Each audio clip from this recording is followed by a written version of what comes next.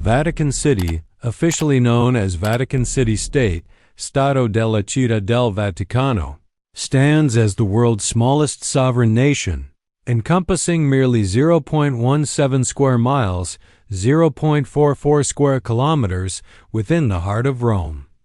Despite its diminutive size, this extraordinary enclave holds immense historical, religious, and cultural significance as the spiritual and administrative headquarters of the Roman Catholic Church, which counts over 1.3 billion adherents worldwide.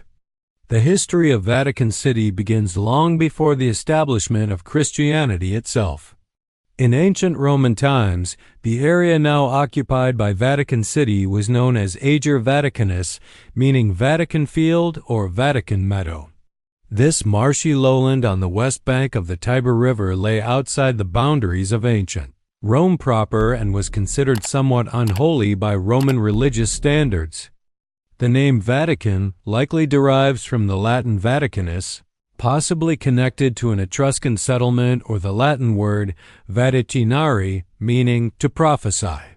During the reign of Emperor Caligula 3741 CE, the area became the site of a circus, later expanded by Emperor Nero around 64 CE. This venue, known as the Circus of Nero, became infamous as one of the locations where early Christians were martyred during Nero's persecution following the Great Fire of Rome in 64 CE. According to Christian tradition, it was in this circus or nearby that St. Peter, the first pope, was crucified upside down around 64-67 CE. The significance of Peter's martyrdom and burial in this location cannot be overstated in understanding Vatican City's later importance. Early Christians began venerating the site of Peter's grave, and by the early 4th century, Emperor Constantine the Great commissioned the construction of the first St. Peter's Basilica directly over what was believed to be Peter's tomb. This monumental church, completed around 360 CE, established the Vatican area as Christianity's most sacred site and began its transformation from a peripheral Roman district to the center of Christian pilgrimage. Following the fall of the Western Roman Empire in 476 CE, the Bishop of Rome, the Pope, gradually assumed not only spiritual authority but also temporal power over much of central Italy. The donation of Pepin in 754 CE and the subsequent donation of Charlemagne in 774 CE granted the Papal States to the Pope, creating a substantial territory under direct papal control that would persist for over a millennium. During the medieval period, the Vatican area developed as the primary papal residence, though popes also maintained other residences, notably the Lateran Palace. The original St. Peter's Basilica became increasingly important as a pilgrimage destination, drawing Christians from across Europe. The Vatican's wealth and influence grew substantially during this period, funded by pilgrimage revenues, donations, and the extensive agricultural and commercial activities of the Papal States. The medieval period also witnessed the construction of fortifications around the Vatican area. Pope Leo IV ordered the construction of the Leonine Wall in 847 to 855 CE, creating a fortified enclosure around St. Peter's Basilica and the surrounding area. This wall provided protection against Saracen raiders and other threats, essentially creating the first defined boundaries of what would eventually become Vatican City. The Avignon papacy, 1309 to 1377, temporarily relocated the papal court to France, but the return to Rome reinforced the Vatican's central importance to the Catholic Church. The Great Western Schism, 1378 to 1417, further complicated papal authority, but ultimately resulted in the reunification of papal power and the continued development of the Vatican as the Church as administrative center. The Renaissance period marked a golden age of artistic and architectural development for the Vatican. Pope Nicholas V, 1447 to 1455, initiated ambitious reconstruction plans for both the Vatican Palace and St. Peter's Basilica. However, It was during the pontificates of Julius II, 1503 to 1513, and his successors that the Vatican truly became the magnificent complex we recognize today. Pope Julius II commissioned the complete rebuilding of St. Peter's Basilica, bringing together the greatest architects of the age, including Donato Bramante, Michelangelo, and later Gian Lorenzo Bernini. The new basilica, completed in 1626, represents one of humanity's greatest architectural achievements and remains the largest church in the world. Simultaneously, the Vatican Palace underwent extensive expansion and decoration.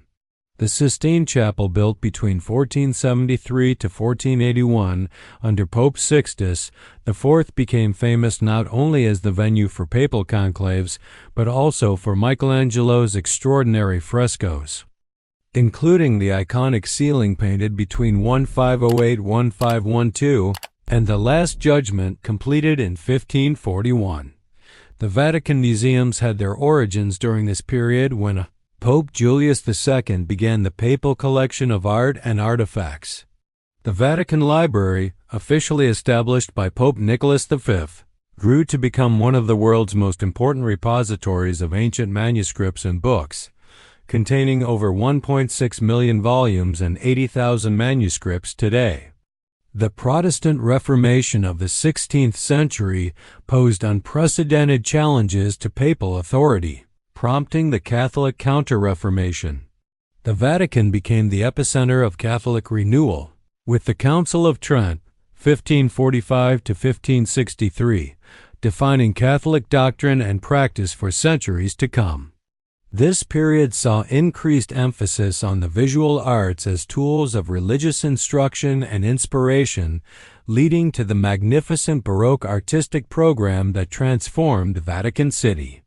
Under Pope Sixtus V, 1585 to 1590, comprehensive urban planning redesigned much of the Vatican area, creating the street layout and architectural framework that largely persists today.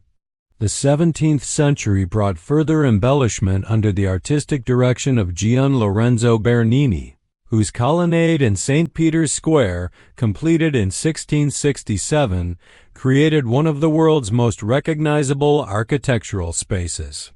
The 19th century brought existential challenges to papal temporal power.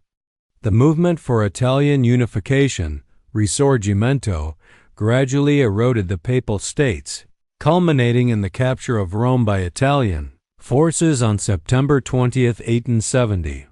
Pope Pius IX retreated into the Vatican, declaring himself a prisoner in the Vatican and refusing to recognize the newly unified Kingdom of Italy. This period, known as the Roman Question, lasted nearly 60 years and created a diplomatic impasse between the Holy See and Italy. The Italian government's Law of Guarantees, 1871, offered the Pope certain protections and privileges, but successive popes rejected these provisions, maintaining their claim to temporal sovereignty. The situation profoundly affected the Catholic Church's international relations and the Pope's ability to function as an independent sovereign.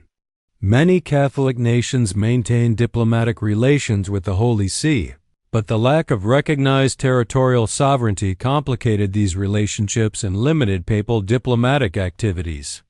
The Roman Question found resolution through the Lateran Treaty, signed on February 11, 1929, between Pope Pius XI and Italian dictator Benito Mussolini. This comprehensive agreement consisted of 3 documents: the Treaty of Conciliation, the Financial Convention, and the Concordat. The Treaty of Conciliation established Vatican City as an independent sovereign state under the Holy See's authority, with the Pope as its absolute monarch. Italy recognized Vatican City's independence and sovereignty, while the Holy See recognized the Kingdom of Italy with Rome as its capital. The Financial Convention provided compensation to the Holy See for the loss of the Papal States, creating the foundation for Vatican finances through investments managed by what would become the Institute for the Works of Religion, Vatican Bank. The Concordat regulated the position of the Catholic Church within Italy, establishing principles that governed Catholic education, marriage law, and religious instruction. This agreement provided the legal framework for Vatican City's existence as the world's smallest state and resolved the Roman question that had persisted since 1870. During World War II, Vatican City maintained strict neutrality under Pope Pius XII, 1939 to 1958. Though this period remains historically controversial, the Vatican provided humanitarian assistance to refugees and prisoners of war, and its diplomatic corps worked to mediate conflicts and protect civilian populations. The Pope's response to the Holocaust has been extensively debated, with critics arguing for insufficient public condemnation and defenders pointing to behind-the-scenes rescue efforts. Vatican City's neutral status was generally respected by both Axis and Allied powers, though German forces occupied Rome from 1943 to 1944. The Vatican sheltered numerous refugees within its walls and in Roman churches under its protection, demonstrating the practical importance of its sovereign status during wartime. The Second Vatican Council 1962-1965, convened by Pope John XXIII and concluded under Pope Paul VI, represented the most significant transformation of the Catholic Church in centuries. This ecumenical council modernized Catholic liturgy, promoted interfaith dialogue, and emphasized the Church's role in addressing social justice and human rights issues. The Council's impact on Vatican City was substantial, as it necessitated expanded facilities for international gatherings and enhanced the Vatican's role as a center for global Catholic dialogue. The period following Vatican II saw significant liturgical changes, including the celebration of Mass in vernacular languages rather than Latin, and a new emphasis on lay participation in church governance. Under recent pontificates, Vatican City has continued evolving while maintaining its essential character. Pope John Paul II, 1978 to 2005, transformed the papacy into a global ministry, traveling extensively and elevating the Vatican's international profile. His pontificate saw significant political involvement, particularly in the fall of communism in Eastern Europe, demonstrating the continued relevance of Vatican diplomacy. Pope Benedict XVI, 2005 to 2013, focused on doctrinal clarity and intellectual engagement with contemporary challenges, while his unprecedented resignation in 2013 created unique constitutional questions for Vatican City.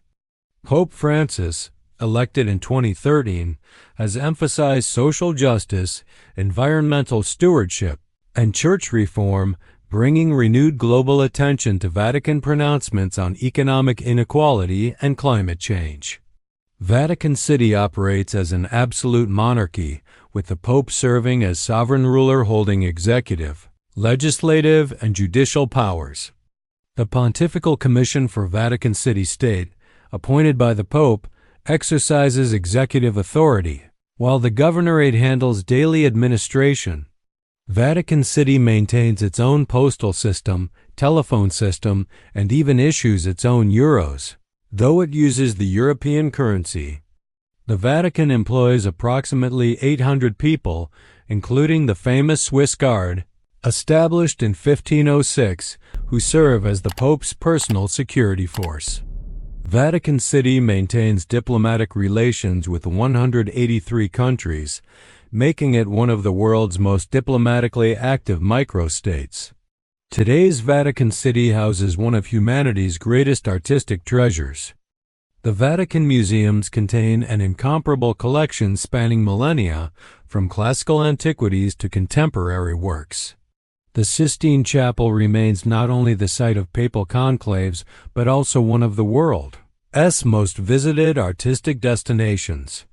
The Vatican Library and Secret Archives, now called the Vatican Apostolic Archives, preserve irreplaceable historical documents dating back over 1,000 years, making Vatican City crucial for historical research and scholarship. Recent popes have increasingly opened these archives to researchers, contributing to historical understanding of medieval and modern European history. Vatican City faces contemporary challenges including financial transparency, clerical abuse scandals, and questions about the Church's role in an increasingly secular world. Recent reforms have focused on financial oversight, administrative efficiency, and greater transparency in Vatican operations.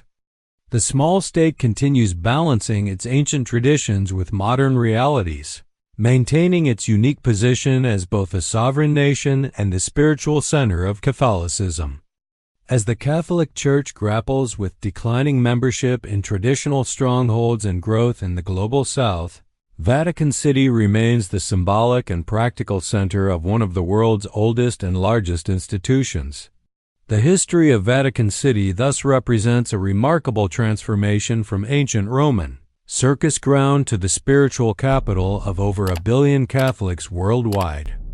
Its journey through imperial persecution, medieval power, Renaissance splendor, modern challenges, and contemporary adaptation illustrates the complex interplay between religious authority, political sovereignty, and cultural influence that continues to shape this unique microstate in the heart of Rome. Through nearly 2 millennia of development, Vatican City has evolved from the burial place of a martyred apostle to a sovereign nation that wields influence far beyond its tiny borders, serving as a testament to the enduring power of religious faith and institutional continuity in shaping human civilization. Thanks for watching. If you enjoyed this video, please like, share, comment, and subscribe to the channel for more engaging historical content.